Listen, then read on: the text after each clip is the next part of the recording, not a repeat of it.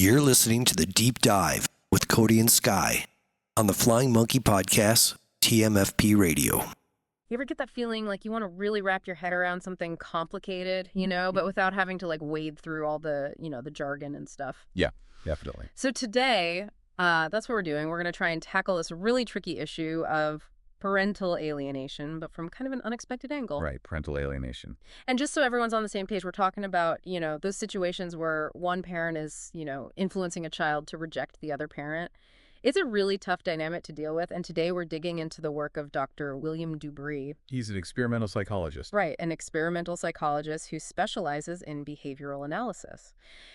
And his work is interesting because it really offers a different perspective on parental alienation than the traditional clinical view. Yeah, it does. So what we're aiming for in this deep dive is to really get a grasp on these behavioral forces that Dr. Dubree describes, and then explore his ideas for intervention, which are all rooted in learning theory. So whether you're personally dealing with this kind of difficult family situation, or you're just interested in the, the psychology of why people do what they do, we think you'll find this deep dive pretty insightful. I think so, too. Okay, so let's unpack this a little bit. A good place to start might be to look at how differently the traditional clinical view and Dr. Dubree's learning theory approach actually understand parental alienation. Okay, yeah, that sounds good. The traditional clinical lens tends to look, inward, kind of tracing parental alienation back to these deeper emotional roots. And then, they use things like talk therapy to address those kind of internal landscapes. They might talk about transgenerational causes. Transgenerational causes. Yeah, things like patterns of behavior, maybe even trauma that are passed down through generations. And a shared delusion, which is where the alienating parent and the child end up sharing kind of a similar and often distorted view of the targeted parent. Right, so it's very much an internal emotional focus. It is. But Dr. Dubree, coming from this learning theory perspective, he comes at it in a totally different way, doesn't he? He does, yeah. Yeah. He's mainly interested in what you can actually observe, so the specific behaviors. And he argues that the parent who's doing the alienating is basically conditioning the child to act in ways that show rejection. So instead of looking so much at these internal, feelings and motivations, it's about looking at the external actions. Exactly. That's a really interesting shift. It is. And it's important to note here that Dubree isn't making excuses for this behavior at all. He calls it despicable. Yeah. But his focus scientifically remains on the behavioral mechanisms that are happening, Right. So even though he's saying this is a really harmful way to behave, he's trying to understand it from a scientific perspective. Yeah, that's right. He suggests that instead of getting too caught up in, some of these more abstract clinical factors, we should be paying more attention to the ways that these rejection behaviors are being learned and then reinforced. Yeah. So think about it in terms of observable triggers and the consequences that follow. Okay, so it's not just, what's happening inside the person's head. It's about how their environment and the things that happen around them are actually shaping their actions. Exactly. Which then, of course, leads to totally different ideas about how you would intervene to change things. Absolutely. So with the clinical approach, you've got this emphasis on, this long process of talk therapy to try and confront that shared delusion and, help them rebuild those emotional bonds. But the learning theory approach is different, isn't it? Yeah, the learning theory approach zooms in on these maladaptive behaviors that we can actually see happening. All right. So the things that they're doing that are causing problems. Exactly. The goal then becomes, to actively implement strategies that are going to change those very specific behaviors. Yeah. Dubree talks about a continuum view of a range of adaptive behaviors. What does that mean? It means that, we need to think about where the child's behavior sits on a spectrum, from really negative to really positive. And then we can work in a very systematic way to kind of move it, shift it toward more positive interactions.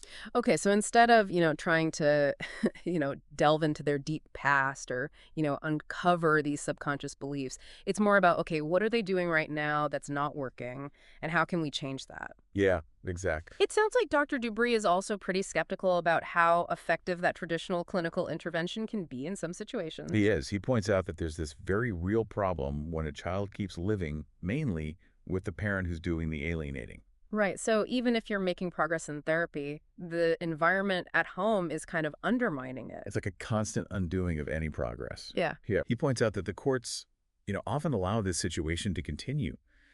And Dubree doesn't hold back. He calls this non-directive counseling approach in these cases largely a catastrophic failure. Wow. That's pretty strong. He thinks it can actually prolong the distress and even, unintentionally enable the very behavior that's causing the harm. So he's saying that sometimes by trying to be, too gentle or too understanding, you might actually be making the problem worse. That's his argument, yeah. So to be clear then, the learning theory perspective is essentially setting aside those internal cognitive experiences, at least as the main target for the initial intervention. Yeah, exactly. The focus is much more on what you can measure and observe objectively. Hmm. So if a child is doing things that show they're rejecting a parent, pretty consistently, learning theory works from the idea that there's some kind of stimulus or consequence that's shaping and maintaining and controlling that behavior pattern. So it's like you're saying their actions are a result of what's happening around them, not just what's going on inside their heads? Okay, that makes sense. So let's dive a little deeper into these core ideas from learning theory as they apply to parental alienation. You talked about conditioning, both associative and consequential. Right. Could you explain those a bit more in this context? Sure. The basic idea is that all of our behavior is learned, and associative conditioning, which a lot of people know from Pavlov's experiment. Right, with the dogs. Yeah, exactly, with the dogs. It involves learning to link two things together. Okay. So in parental alienation, for example, you might have a situation where the alienating parent, they consistently frown or they say something negative every time the other parent's name is mentioned. Right.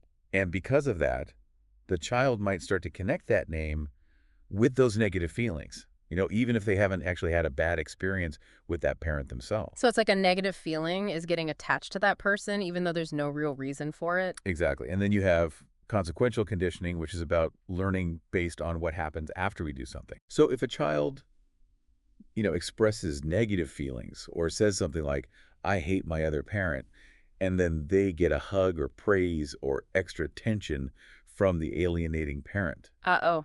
That negative statement has just been reinforced. Yeah. You know? Because it got them something good. Exactly. And Got them something good.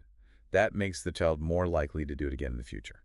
so it's not necessarily that the child truly hates the other parent. It's that they've learned that saying that gets them a positive reaction. Yeah, that's a big part of it. That makes a lot of sense. And then there's this idea of experience fields, which sounds really important for understanding how these patterns become so ingrained. It is. An experience field is basically a specific environment. It can be physical, social, emotional, where certain behaviors are learned and they become stronger through the associations and consequences we just talked about. Okay. So it's not just the physical space like the home or the school, but also the people who are in it, the routines, even the unspoken rules, Yeah. The whole atmosphere. the whole atmosphere. Yeah. And the alienating parent is actively creating an experience field where rejecting the other parent is normal, where it's constantly being reinforced. Wow. So they're kind of building this little world where that behavior makes sense. Yeah, that's a good way to put it. And this can happen through direct instruction, telling the child what to think or say, or by the parent modeling those negative behaviors themselves, and even through what Debris calls guided participation, Guided participation. where the child is encouraged and rewarded for actually participating in the alienation. Oh, wow. So it's not enough for them to just stay neutral. They're actively being pushed to join in. Yeah, it can be really insidious. Yeah. And this is where that term flying monkeys comes in. Right. I've heard of that. It's not just the one parent. It can be a whole network of people who are, either on purpose or not reinforcing this alienation. So friends, family members, even other authority figures who side with the alienating parent, they can all make that negative experience field even stronger. So it's like they're all contributing to this distorted reality. Exactly. They might validate the child's negative feelings. They might echo the alienating parent's story. And that makes it even harder for the child to form or maintain a positive connection with the other parent. So given all this, how does the learning theory intervention actually work? What are the key steps?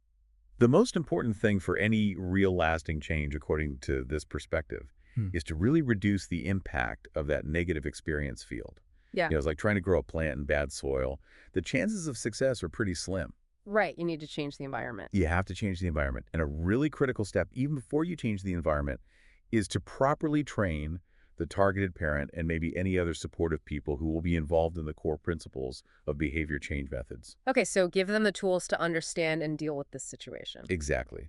They need to learn how to observe behavior objectively, Mm-hmm. how to spot the triggers and reinforcers, and how to actually use positive reinforcement strategies effectively. So it's about empowering the targeted parent to be an agent of change. Exactly. And then the next big step is to move the child quickly and decisively out of that environment where the alienation is happening Okay. and into a new or at least very different experience field. Debris says this needs to happen fast, ideally within 24 hours, if possible. Wow, that's quick. The point is to create an immediate and big separation from all those negative associations that have built up over time. So kind of a clean break? Yeah, clean break. And in some cases, this new environment might even be a place that the child had good memories with the targeted parent. Oh, interesting. So you're trying to tap into those existing positive associations. Exactly. Once the child is in this new, more supportive environment, the focus shifts to constant and systematic observation of their behavior. So the people who have been trained, they'll be carefully recording everything they see, interactions, statements, emotional expressions. It's like they're becoming data analysts. In a way, yeah. Yeah. They're trying to objectively track progress, see what's working, and then adjust the strategies as they go along. It's a very data-driven approach. Okay, so it's very hands-on and adaptable. Yeah, and it's different from those traditional talk-based therapies because it's not about trying to have these deep conversations about feelings or trying to untangle complicated thought patterns. It's about seeing what the child is actually doing and then responding to those actions in a very structured and consistent way. Right, so it's more about actions than words. Exactly. And Dubry thinks that this approach could actually be really helpful for the legal system too, because it's more objective and focused on behavior. It gives you clear, measurable outcomes. It's easier to keep track of what's happening, and it could actually cut down on all the lengthy and expensive legal battles that often happen in these cases. So it could be a more efficient and less adversarial way to address this. Do you think so? Yeah. Yeah. And it keeps the focus on what really matters, which is the well-being of the child and trying to restore a healthy family dynamic. It sounds like a much more proactive and action-oriented way to approach things. It basically sidesteps the need to try and figure out what's going on in someone's head and focuses on the reality of their behavior and how it's being shaped by the environment around them. Okay, so the big takeaway here is that Dr. Dubry's learning theory perspective offers a fundamentally different way to both understand and intervene in cases of parental alienation. Yeah. Instead of just looking at those deeper emotional issues and beliefs, it concentrates on what people are actually doing, the impact of conditioning, and the crucial role of the environment. That's right. Hopefully this deep dive has given you a new way to think about these really tough family situations. I think it has. By focusing on what we can see and understanding how we learn through associations and consequences, it opens up a whole different way to look at potential solutions. And it really gets you thinking, doesn't it? You know, if we step back from this specific issue of parental alienation, how much of our behavior in general is shaped by the environments we're in and the things that happen to us as a result of our actions? That's a great question. You know, are we all just products of our conditioning in a way? It's a pretty fascinating idea to think about. Yeah, it is. Thanks for joining us for this deep dive. I'm glad to be here. We'll see you next time. See you then. Have you been victimized by family court? Are you suffering parental alienation? It's child abuse and it's domestic violence by proxy. Are you stuck drowning in legal and mental health bills? Get off the treadmill, escape the trap. With over 10 years of research, thousands of parent interviews and case studies worldwide, we have developed a system that works to help you get your kids back. Join the movement now. HopeInDarkness.info, StopTheAbuse.info, AlienationAcademy.com, and TheFlyingMonkeyPodcast.com. It's time for change, and it's time to stop the abuse. Go to tinyurl.com/stop-parental-alienation.